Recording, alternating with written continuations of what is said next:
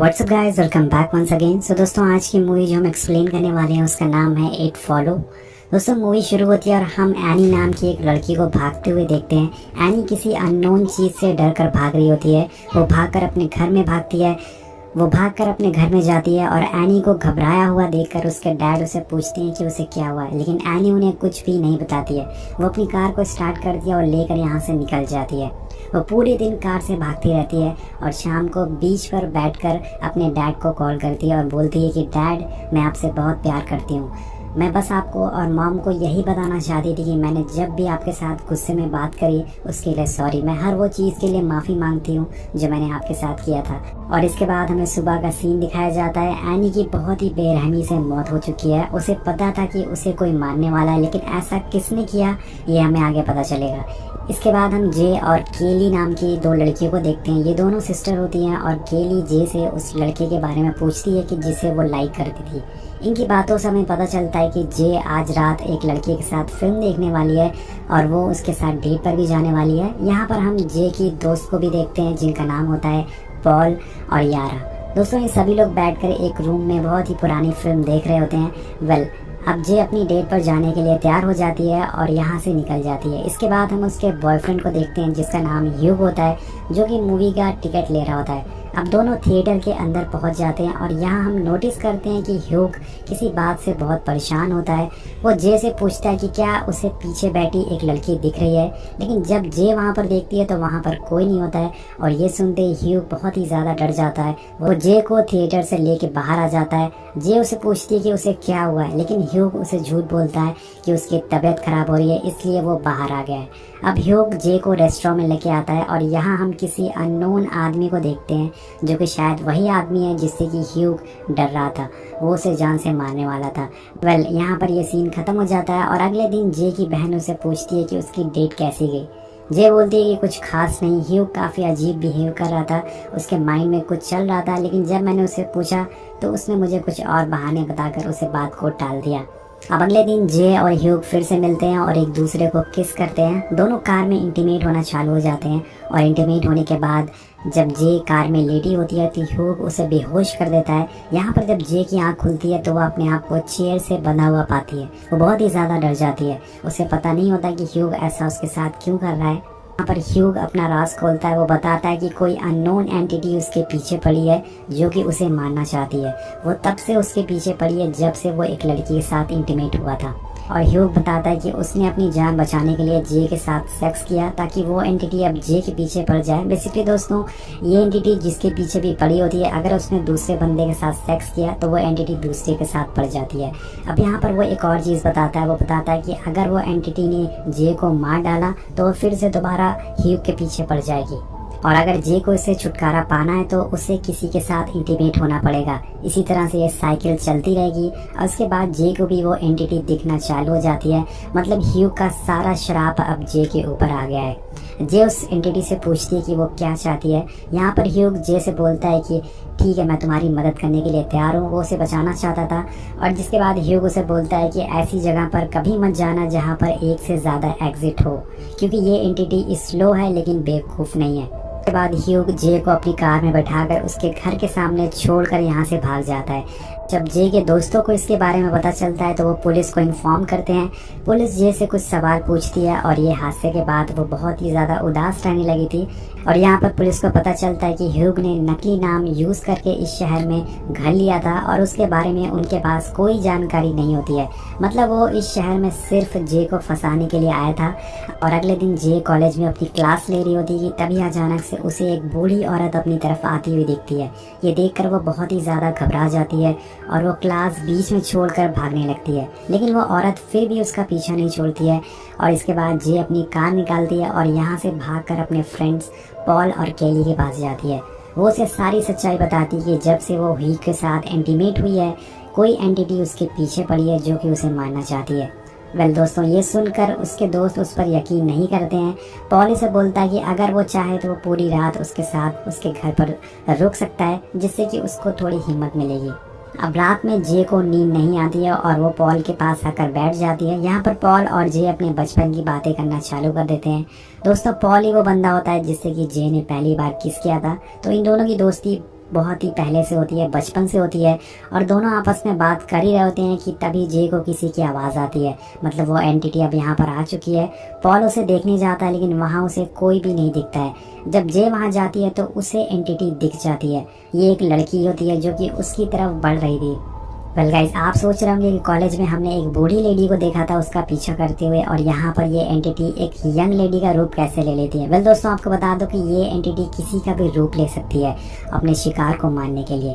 तो यहाँ पर ये लड़की स्कर्ट में पी कर देती है, और जब इसका चेहरा हम देखते हैं तो बहुत ही ज़्यादा भयानक होता है। जे भी उसका चेहरा देखकर बहुत ज़्यादा डर जाती है और ज़ोर से चिल्लाने लगती है। वो भागकर अपने रूम में छुप जाती है और उसकी आवाज़ सुनकर पॉल और उसकी सिस्टर उसके पास आती हैं।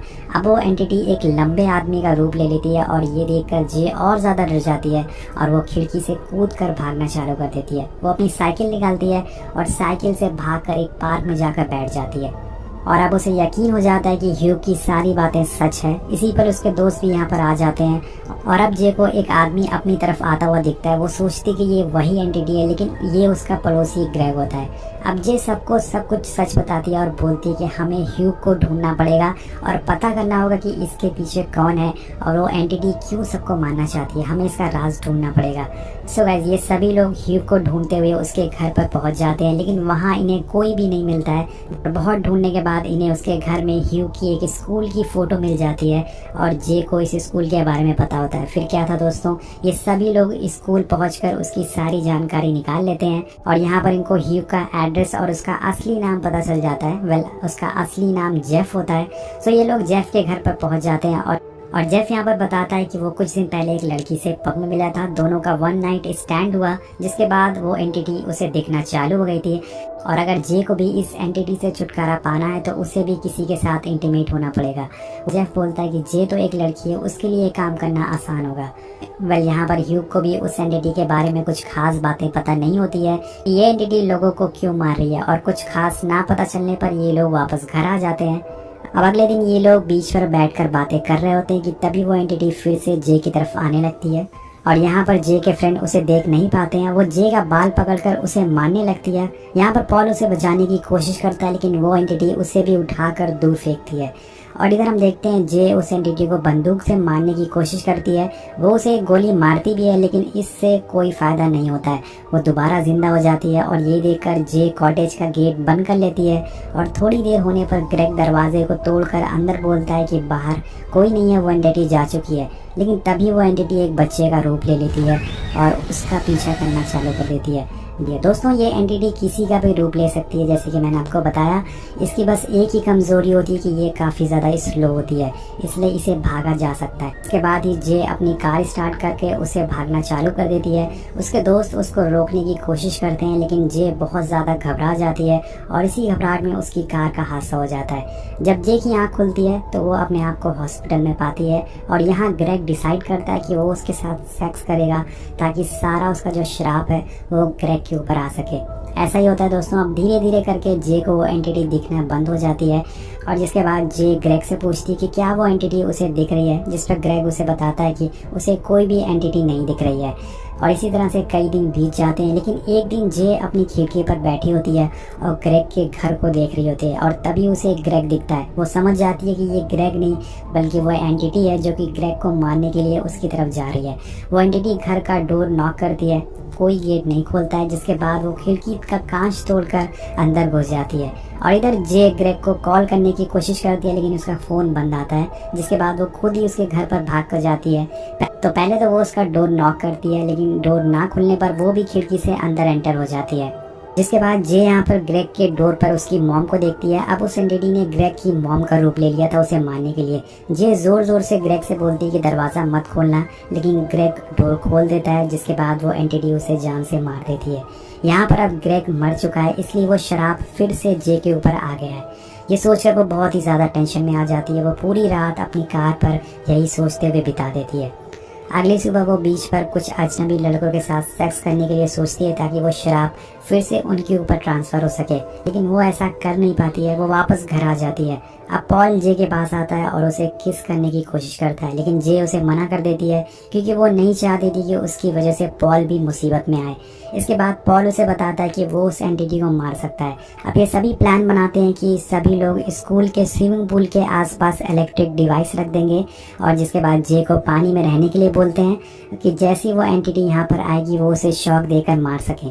पानी में उस एंटिटी का वेट करने लगती है और थोड़ी ही देर में वो यहाँ पर आ जाती है, लेकिन यहाँ पर वो एंटिटी पानी में ना जाकर वो सारे डिवाइस उठाकर जे को मारने लगती है और यहाँ पर इनका प्लान फेल हो जाता है। वो उसे मारने की कोशिश करती है और इधर पॉल भी उसे मारने के लिए गोलियां उस पर चलाता है, लेकिन वो एंटिटी को देख नहीं पाता है। जिसके बाद जे के बताने पर वो उस पर एक कपड़ा डाल देते हैं, जिसके बाद पॉल उसे देख लेता है और उसे गोली मारकर पानी में गिरा देता है, लेकिन वो फिर भी अभी भी जिंदा होता है। वो उसका पीछा नहीं छोड़ता है। वो जे का पैर पकड़कर उसे पानी में डुबाकर मारने की कोशिश करता है, लेकिन पॉल के कई गोली मारने पर एक गोली उसके सर पर लग जाती है और यहाँ पर जे की जान बच जाती है। वो पानी से बाहर आ जाती है और हम पूल को देखते हैं जो कि खून से पूरी तरह से लाल हो चुका है। अब दोस्तों ये सभी चीज़ें देखकर इन्हें भी समझ आ जाता है कि ये एंटिटी को मारना इतना आसान नहीं है, हमें इसे दूसरे लोग में ट्रांसफ़र करना ही होगा, तभी हम अपनी जान बचा पाएंगे। उसी रात जे की जान बचाने के लिए पॉल उसके साथ इंटीमेट हो जाता है क्योंकि वो जे से कहीं ना कहीं प्यार करने लगा था। और इसके बाद पॉल भी बहुत डरा हुआ रहने लगता है। वो हर जगह उस एंटिटी को ढूंढने लगता है, लेकिन अभी वो एंटिटी उसे दिख नहीं रही होती है।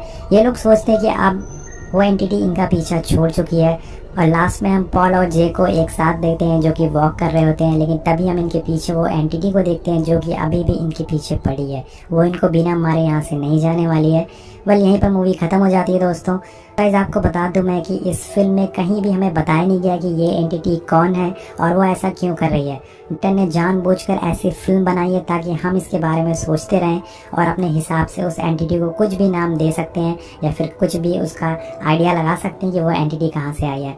और इस फिल्म में एक बहुत ही अजीब सी चीज़ दिखाई गई है, वो है अलग अलग टाइमलाइन। जी हाँ दोस्तों, जैसे ही आपने मूवी के स्टार्ट में देखा होगा, जे के पास हम एक टीवी को देखते हैं जो कि 80s के टाइम का होता है और उसके बाद हम मूवी की शुरुआत में एना को देखते हैं जिसके हाथ में जो फ़ोन होता है वो 2000 के टाइम का होता है। और मूवी की शुरुआत में हम जे के दोस्त को देखते हैं, कैली को देखते हैं जिसके हाथ में एक टच डिवाइस होता है और इसे देखने से ये लगता है कि ये डिवाइस 2020 का है। तो डायरेक्टर ने ऐसा कुछ क्लियर नहीं किया कि उसने अलग अलग टाइमलाइन क्यों यूज़ किया है, मुझे भी इसके बारे में समझ नहीं आया। वेल अगर आपको इसके बारे में समझ आ गया अगर आपके पास इस सवाल का जवाब है तो कमेंट में ज़रूर बताइएगा। चलिए मिलते हैं आपसे।